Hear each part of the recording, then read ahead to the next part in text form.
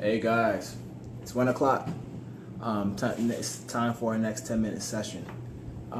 Today, well, first off, I want to recap as to why I'm always doing this. I want to get in the habit of doing that so that people know my motivation and where I'm coming from in regards to even sharing the information that I'm sharing right now. But number one, I am working on just delivering my message better. I'm working on becoming a better speaker. My speed, my pace, my diction, my word choice, my word selection. And I'm also working on just giving a lot of the information that I've garnered over the years that have allowed me to become much more effective with my health, my aesthetics, my physique. And I recognize that this information is just good information that will help to transform my life, honestly. And I want to sow into other people as much as I possibly can, and giving some of the resources that I've had and that I've used to allow me to get to where I am with my aesthetics and with my health. So got a couple notes written down so I don't forget things along the way. But I know in the title of this one here, it said, hey Crystal, what up, E? Hey Theo. Train of thought. See, I'm trying to work on things like that as well. Keep my train of thought flowing. Anyway, I know last time in our previous session, 4 is Paola. I love y'all. In our previous session, we talked about we got into the 3 questions, and we talked about why nutrition was so important. Well, I want to start first on why nutrition is so important to your overall goals. It's not emphasized as much as it needs to be in our everyday living that nutrition is so important. What you need to realize, let me put it this way. If you ever watched an infomercial, I'm sure we see them all the time. We go on television, you turn them on, you had this program, that program, X, Y, and Z. Many times, say it's an hour-long infomercial. They may end up spending about, of that hour, 50 minutes talking about the actual program, the workouts, the science behind the workouts, how it's better than the next workout, how it's better than that past workout, all these things about the workout. And then on the back end, they talk about this nutrition guide that may come along with the program to help expedite your progress, things along those lines. And oftentimes, we go based upon what we see, and we place emphasis on what we see more, or what's talked about the most. But in reality, the nutrition guide, the food guide, whatever that guide is that comes with the program you got, whether it's an ab slimmer, whether it's a buns of steel, whether it's a P90X, whether it's an insanity, that nutrition guide is the X factor. How you feel your body accounts for the biggest portion of why you get the results and the goals that you actually do get with your physique. Now I'm talking from somebody who, I love training. I love getting into the gym. I could spend hours in the gym if I had the time to do so. And even me, I've tried out training my eating. I've tried just trying to hammer away in the gym and keep a kind of crappy diet and hope for the best. But it wasn't until I really decided to start tightening up my food, and that's what competing forced me to do, that I started to realize that I was leaving a lot of stuff on the table when it comes to my results because I just wasn't eating properly. What you put in your body accounts for 70% of your success. The other 30% is your training and your cardio. Now, I just want to say that to lay the backdrop. And we talked about the 3 questions last time. There's 3 questions you want to ask yourself when you're trying to find out what foods are best for you. Now, what do I mean by what foods are best for you? What I mean by that is we're all not created equal. Everyone's body is different. Everyone's body metabolizes food differently. Everyone's body processes food differently. Everyone has different metabolism. Everyone has different sleep cycles. Everyone just is different. And it's okay that we're not all created equal. And there's those nuances that make us so different and they make this world so beautiful. But the problem comes in being when you have 2 friends who compare themselves to each other based upon the results. Friend A does an XYZ diet and she gets great results. And friend B does the exact same thing friend A does and doesn't get the results. And I'm saying she, it happens to guys as well. But she's over here baffled as to why and what's going on. What did she do wrong? It may not be anything that you did wrong. It's more so that many times a program that's designed for one particular body type may not work for the next person. And it's not just general body types, but even when it comes down to your internal organs, those things differ. Now, before I get into what I'm talking about with the organs, I'm going to talk about, let me recap on the 3 questions. The 3 questions you want to ask yourself is, number 1, what did I eat? Number 2, how do I feel? And number 3, do I want to feel this way again? Okay? Say you end up eating some chicken. You ate the chicken And you ask yourself, okay, what did I eat? I had some chicken. Very objective question. Nothing fancy to it. And you say, how do I feel? I feel fine. Okay. Do I want to feel this way again? Sure, why not? Now you may eat something else. I know for me, I use myself as an example. Years back, when I used to eat red meat, a stickler. If I ate a steak, afterwards of eating the steak, I'd feel very, very sluggish. I feel very, very lethargic. Like my metabolism felt as though it was getting slowed down. And I'll feel kind of sleepy afterwards. You know, the itis kicks in. But so when I asked myself those 3 questions, what did I eat? I had a steak. How did I feel? I felt sluggish, lethargic, and I felt tired. Do I want to feel this way again? No. And that's how I went about determining what foods were actually good for my body relative to my body and how it responds to me. Now, the next person can be completely different, and that's totally okay because all of our bodies are not the same. So you want to be mindful of those things. And in thinking about today's segment and thinking about the 3 questions, thinking about why nutrition is so important and the impacts it's had on my life, it made me start to think about some of the resources that I've used to help, I guess, qualify some of the things I've experienced in life. I remember there was a course I was looking into taking, and I was talking to the gentleman who was in charge of the course. And prior to being able to register for the course, he suggested that I do some additional reading. And he did some books to read on nutrition because his course was opening for some time. And one of the books he suggested was reading was Biochemical Individuality. Now, this isn't easy. This isn't light reading. This book actually was first written in 1843, if I'm not mistaken. So this isn't anything. This isn't 1893. Excuse me. And it's been rewritten and republished. I want to say about 9 to 10 times. But in this book here, Biochemical Individuality, by Roger Williams, PhD. He talks about a lot of different things that he's seen in regards to different body types. For example, one in particular that stood out to me that I always remember. Now, mind you, I never finished the book. I think I got maybe about 40-something pages in, and then my wife ended up having my firstborn son, and I haven't gotten back to the book until today. Honestly, today was the first time I actually opened this book up. I'm not sure how well you're going to be able to see this diagram in here, but I'll bring it in nice and close. This one here, there are 1, 2, 3, 4, 5, 6, 7, 8, 9. Here. Each one of these along the sides, these are pictures of different stomachs. Human stomachs. They aren't animals. These are actually different human stomachs. And what he's talking about in this particular section is that the population is broken down into different groupings. You may have a group, 20% of the population whose stomach sits about 3 inches down from the sternum, if that's the central point, down below that point in time. You have somebody who may sit down 5 inches below.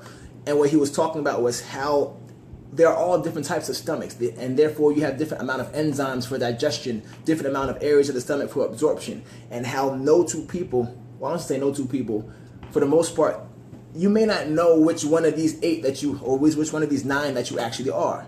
And I'm not saying I'm going to go as in depth as saying, hey, your stomach number 1, so you need to eat this way. Your stomach number 2, you need to eat that way. I'm not trying to get that deep when it comes to it. But the point I wanted to make here and what point I wanted to emphasize in regards to those 3 questions, in regards to your nutrition and why it's so important for you to listen to your own particular body and how it relates to food and how it responds to you, is because internally we are also different. And that this speaks to why many times you may have 2 people who do the exact same thing, but one person gets result A, which is the result that's coveted, and the other person may get result B, which they don't want. Nothing may happen whatsoever. Nothing may change. Now, this is just the stomach. There's diagrams within this book, and it breaks down different percentages of the population that have, the next one here talking about your bile duct and pancreatic duct, and how it's broken down to 4 different general types. I can flip the page. Here he talked about the intestines, how it varies between about 1, 2, 3, 4, 5, 6, 7 different combinations. So now if you go through your stomach to your bile ducts to your intestines, the amount of variations of combination of things that can be affected in your body in regards to how your body processes food, how your body metabolizes food, how your body sheds fat, because it goes on to your liver, it goes into your heart, it goes into your valves within your system. There are so many things that are a factor. Now, I'm not sharing this information to say, oh my goodness, I have to go out, I have to read this book, I have to start understanding all these sciences. No. The point I'm trying to make, the point I'm trying to emphasize is that you have to start taking time to listen to your body. You have to start taking time to start checking in with it on a more regular basis and listening more so to your body's definition of health rather than our society's definition of health. What I mean by that is many times things that are touted as quote-unquote healthy, that was one of the third parts of the post for this message, how eating healthy maybe was hurting you. all of our bodies are different. I'll use myself and my wife as an example. I'm not very what you will call carb sensitive. My wife is very, very carb sensitive relative to me for that matter. So for her to have a carb source, whether it's cake, pastries, fruit, it could be brown rice, it doesn't make a difference. It hits her system much faster, meaning that her body absorbs it at a much faster rate than mine does. The issue with that being that it's easier for her to gain weight because of carb sources than it is for me. Now, the food is exactly the same thing, but the two individual bodies are what differ. So you want to start taking stock of those things and stop comparing yourself to the next person. You have to start being mindful of what you are doing for your body and why. So a lot of the foods that I eat now, the reason why I don't deviate too much from certain foods that I've learned to be safe is because the foods that I eat personally allow me to feel so good all the time. I get adequate rest. I feel good upon waking. I feel good upon sleeping. I don't eat foods that make me feel groggy. I've learned not to eat foods just because of taste, because just because a food tastes good doesn't mean I'm going to feel good afterwards. And if I feel crappy afterwards, that means it's going to affect me over the next day or two.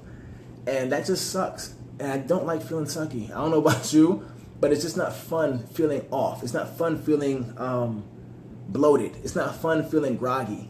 And those are some things that I just saw in my notes that I wanted to make point of. When thinking about food, if a food is healthy or not for you, there's certain signs your body has. Now, everyone's signs may be different. I'm not sure what yours are versus mine, but these are some signs that I've learned for myself in regards to whether or not a food is healthy for me. One thing, whether a food is healthy for me is it doesn't make me feel sluggish. If I may eat a food, I may feel sluggish. I may feel tired. I may feel bloated. I may feel as though my metabolism is slowed down. There's actually some certain foods that if I eat them, within a minute or two of eating the foods, my nose will start to run. And then shortly after that, I would start to sneeze. And if you looked at it from the outside looking in, someone was asking me if I'm coming down with a cold. But it's not so much that I'm coming down with a cold. It's like literally my body's responding to the food I just put in and it's trying to get it out. You ever see when you actually have a virus, you have a lot of mucus production. So these were signs that started happening over the years as I began to detox my body, not on purpose, but more so because I was prepping for shows. And when you prep for shows, naturally speaking, you have to be very mindful of what you put into your body. And I was eating a lot of just naturally occurring foods, a lot of vegetables, a lot of lean proteins, a lot of whole grains, things along those lines. But those were signs that I've learned to look for: the bloating, the sluggishness, the puffiness, the sneezing, the runny noses, the headaches. Listen to your body. We talked about this in the previous session, body talk. Your body's always talking to you. The question is, are you listening to what your body's saying? Don't just force your body to eat something or to consume something because you want it. Remember, you are in a relationship with your body. You are relating with it every single moment of every single day. So the question is, how healthy is your relationship with your body? If you're frustrated with it, don't just try to force it to go where you want it to go. Find out what's wrong with your relationship and try to rectify it at a grassroots level. Let me see if there's anything else on my list here that I wanted to touch on real quick. Last thing I'll touch on before I have to get out of here will be don't get so caught up. This may sound kind of crazy. Don't get so caught up in trying to be healthy. What I mean by that is this. My motivation personally, I wasn't motivated for health. I didn't make the decisions that I've made to get to where I am right now strictly because of health. I didn't start drinking water because of health reasons. I started drinking water because I learned how important it was for muscle building. And I started drinking even more water when I learned how important it was for fat burning. I started eating more vegetables because I learned about the thermic effect of food, and that was helping me get leaner for competitions. I started working out because I hated how I looked. It wasn't because I wanted to have a strong heart. I don't do cardio because I wanted to have a strong heart. Now, with all that being said, a byproduct of me eating the way I eat, a byproduct of me drinking the water, of me eating the food, of me doing the cardio, has been great health. But my motivation wasn't great health. And the reason why I'm saying that is because sometimes people feel bad for wanting to change their physique because they don't like how it looks. And people say, hey, you should love yourself the way you are.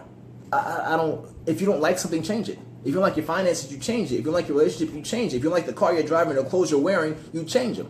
So if you don't like your body, it's okay not to like it where it is. That's totally fine. Don't beat yourself up over it. Spend your energy more so focusing on the things you can do to actually make it better. So, but I always like to let people know, like, I don't do what I do. But I'm more mindful of my health now, of course.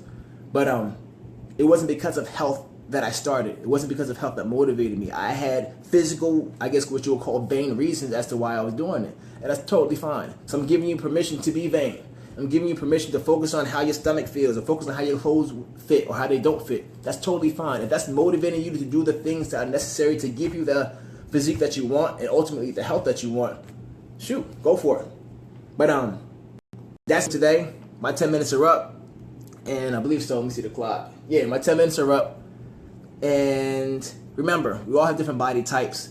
We all respond to foods differently, and it's okay. But the goal is to find and take time and really monitor your body and see how it's responding, see what it's responding to, favorably and unfavorably. Don't get caught up in the hype. Don't get caught up in the infomercials. I'm putting up my television. You don't see that, of course. But don't get caught up in the infomercials that is trying to sell you on something. They're trying to, hey Jesse, they're trying to capitalize on your emotions. And she asked, are any foods bad foods? In my opinion, good and bad are very, very relative. They're very, very relative to the person. Now you can say that overly processed foods are very, very bad. But say you're talking to somebody whose blood sugar just dropped drastically, he needs sugar right away. I'd rather you eat some icing off of a cake versus you eat some quinoa, because it's going to hit your system faster. So it's all relative also to your goal. And that'll be a topic for another discussion in regards to, yes, I know my 10 minutes are up. That'll be talking about goals will be another thing in regards that we'll talk about more specifically. Cereal like Cheerios, are those bad? I would say they're relative to your goal. There are things and there are foods that may not be optimal for your goal. So the question I'll ask you in return is, what is your goal? Where are you trying to get to? For myself, cereal doesn't work. Cereal sits so light in my system, I'm hungry 5 minutes later. So in that regard, cereal is bad for me because I'm going to end up having cravings afterwards because I'm still hungry. So it's more than just a yes or no question, a yes or no answer in my opinion, because everyone's body is different.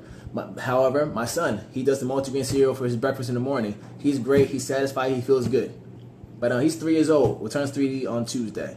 So in that regard, I want to say it's slightly relative. I don't like saying things too black and white just because everyone's body is different. And I know friends who compete and they eat Pop-Tarts while they're competing. And they get into great shape and they feel good and all their vitals are totally fine. If I did that same thing, I feel like crap. So again, be mindful that everyone's body is different and it's not just as black and white. So now if you eat that cereal, those Cheerios, the question is, what did you eat? How did you feel? Do you want to feel that way again?